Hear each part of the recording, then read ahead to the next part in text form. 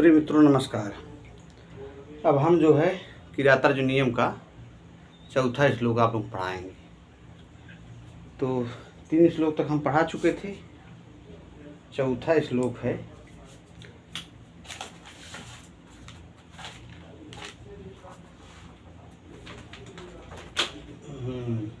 चौथा श्लोक है क्रियास युक्त नृपचार चक्षुषो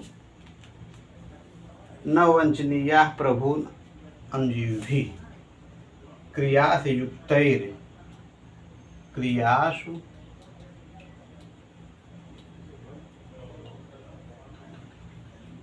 क्रियास युक्तैर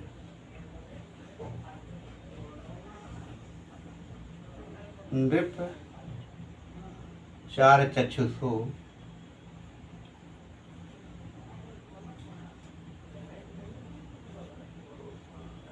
न वंचनीया।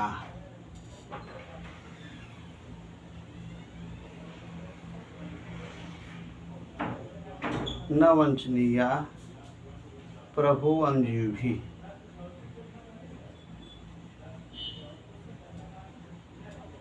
अनुजीवि।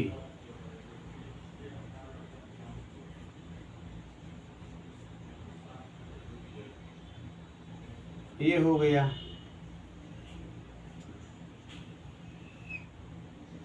अतो अर्हसि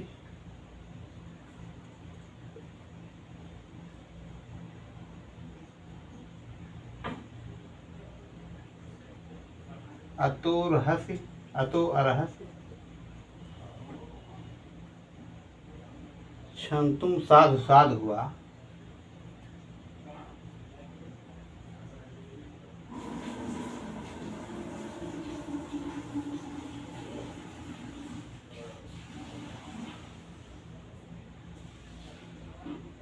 हितम मनोहार च दुर्लभम वचः। ये सूक्ति वाक्य भी है मेरे प्यारे साथियों। मनोहार च दुर्लभम वचः। ये आपका चौथावां श्लोक है और ये बहुत पूछता है सूक्ति वाक्य। हितम मनोहार च दुर्लभम वचः, तो ये है किरातार्जुन नियम से। तो मेरे प्यारे साथियों, इसमें कह रहे हैं, हे राजन, कार्यों में लगाए गए सेवकों माने गुप्तचरों के द्वारा गुप्तचर रूपी नेत्रों वाले स्वामी को, गुप्तचर रूपी नेत्र वाला कौन होता है? राजा होता है। मतलब कहने मतलब ये है, गुप्तचर रूपी नेत्रों वाले स्वामी को धोखे में नहीं रखा जाना चाहिए। इसलिए अप्रिय और प्रिय मेरे वचन को आप क्षमा करें। माने जो प्रिय बोले चाहे अप्रिय बोले, मतलब सत्य बोलने हैं, अगर अप्रिय लगे तो क्षमा कर दीजिएगा, क्योंकि कल्याणकारी एवं साथ ही मनमोहक मनोनुकूल वचन दुर्लभ होते हैं। उसके कहने मतलब ये है, हे भगवान, हे दीननाथ, हे प्रभु, तो युधिष्ठिर के लिए संबोधन है ये, हे राजन, कि मैं जो बोलूँगा सच बोलूँगा, क्योंकि गुप्तचर रूपी नेत्रों वाले राजा को धोखा नहीं देना चाहिए। बनेचर कह रहा है ये चीज़ है। क्रियास युक्त नृपचार चक्षुषो न वंचनीया प्रभुन जीवि। अतो अर्हसि क्षंतुम साधु साधु हुआ। हितम मनोहार च दुर्लभम वचः। माने कहे मतलब हितकारी हो। भाई कह रहा है, कहिए तो हित ही हित बोल लें, और कहिए मनोहर ही मनोहर बोल लें, तो वही कह रहा है। ये गलत बात है। हितकारी और मनोहर बात वाणी जो है दुर्लभ होता है। हितम हितकारी भी हो और मनोहर भी हो, ये दोनों बातें नहीं हो पाती हैं। सच जो है कड़वा होता है, कहा नहीं गया है, सत्य जो है कड़वा होता है। अगर कहा गया है निंदक नीरे राखिए आंगन कुटी छवाए, बिन पावक साबुन बिना शीतल करे सुहाए। यानी किसी को अच्छा बनाना हो तो पहले उस निंदक ढूंढिए, मतलब उसकी बुराई को काट प्रस्तुत करिए। गलत जो काम कर रहा है तो वो बताए कि हाँ आप गलत कर रहे हैं। पता लगा चापलूस व्यक्ति है, हाँ में हाँ मिलाया जा रहा है, गलत कर रहे हैं तब वो हाँ, सही कर रहे हैं तब वो हाँ। तो ये अच्छे गुप्तचर का लक्षण नहीं है, यही समझा रहा है। तो ये हो गया। मेरे प्यारे साथियों जो है, इसका हम थोड़ा व्याकरणात्मक टिप्पणी भी करा दे रहे हैं। तो इसमें आपका जो है ये क्रियासु, क्री धातु से भाव अर्थ में स प्रत्यय स्त्रीलिंग टा प्रत्यय लगकर सप्तमी बहुवचन में क्रियासु बने।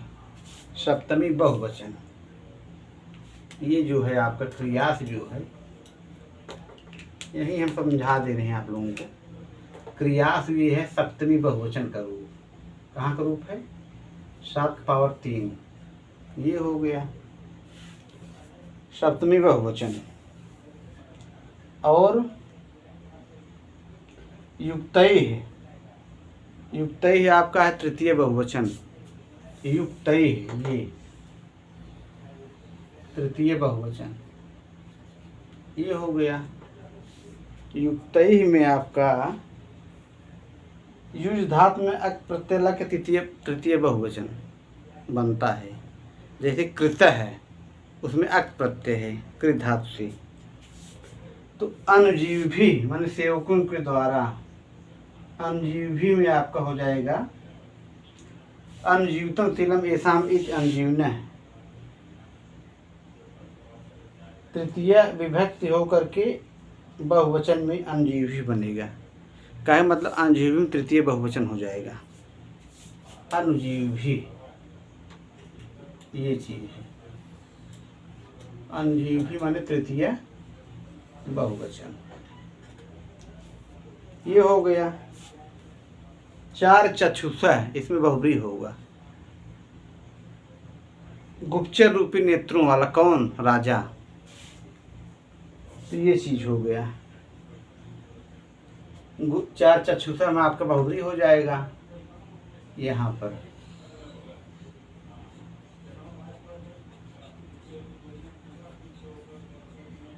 बहुब्रीहि हो गया मेरे प्यारे साथियों। और प्रभोवः माने स्वामी लोग, इसमें प्र उपसर्ग पूर्वक भू धातु से कर्ता अर्थ में अक प्रत्यय और ड प्रत्यय लगकर ये बनेगा प्रथमा में बहुवचन में, प्रथमा विभक्त बहुवचन में आपको बनेगा ये प्रभोवः। ये 1/3 प्रथमा बहुवचन ये हो गया आपका। और आपका हितम, यही हितम में आपका जो है एक सूत्र नहीं है, ध को ह कर देता है, दधातेर ही। तो पूछा जा सकता है कि हितम में धा को ह कैसे हुआ है। तो यहाँ पे हितम में आपका दधातेर ही लग जाएगा। कौन सूत्र लगेगा? दधातेर ही, ये चीज है। कृदंत प्रकरण जब आप पढ़ेंगे तो ये धा को ही कर देता है, तो यहाँ पे आपका दधातेर ही सूत्र लग जाएगा, तो धा को ही हो जाएगा। और अरहस जो है ये अरह पूजायाम धा से लट लकार मध्यम पुरुष एक वचन, अरहस बन जाएगा। ये हो गया। और दुर्लभम में आपका उपपद तत्पुरुष समास बनेगा। दुर्लभम ये आपका दुर्लभम है, दुर्लभम बनेगा उपपद तत्पुरुष समास, ये चीज हो गया उपपद तत्पुरुष समास। तो अरह से आपको बता ही चुके हैं कि अरह पूजायाम धा से लट लकार मध्यम पुरुष एक वचन, अरहस में लट लकार मध्यम पुरुष एक वचन। ये लट लकार मध्यम पुरुष एक वचन। ये अर पूजायाम धातु से ये आपका हो गया। और असाधु, असाधु में आपका न तत्पुरुष होगा, न साधु इति असाधु। और यहाँ पे